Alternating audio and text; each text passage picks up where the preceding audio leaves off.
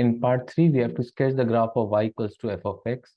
So f of x was equals to 4 sine of x minus 1, and the values of x were given from negative half pi till positive half pi. To sketch the graph of a trigonometric function, what we'll do is we'll simply substitute the values of x and find the corresponding values of y. So we already know from the previous part that as f of x is 4 sine of x minus 1, when we substituted x equals to negative half pi, the value was minus 5. So let's say we can put negative half pi over here.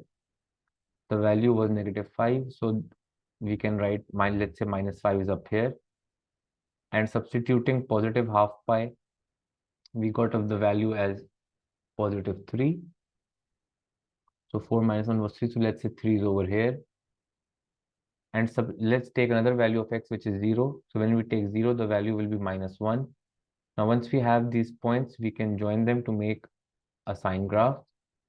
As it is a curve, we'll make sure that we show the curve as if we make a straight, somewhat like a straight line. The marks will be deducted. Now, in part 4, we have to first obtain an expression for f inverse of x. Now, we'll apply the same method to find f inverse as we apply to any other function. So the function is 4 sine of x minus 1. In the first part, we'll write y in place of f of x. Then we'll exchange the values of x and y. So this will become x equals to 4 sine of y minus 1. We'll now make y the subject. So first we'll write 4 sine of y is equals to x plus 1. Sine of y will be is equals to x plus 1 upon 4. And finally, y will be is equals to sine inverse of x plus 1 upon 4.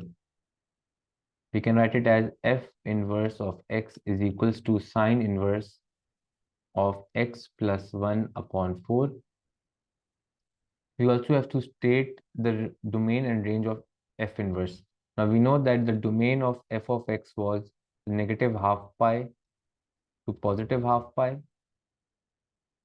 So as this was the domain of f of x, the domain of f of x is the range of f inverse. So we can say that f inverse of x will be greater than negative half pi and less than or equals to positive half pi. And in the last part, we found that the range of f of x was 3 till 5.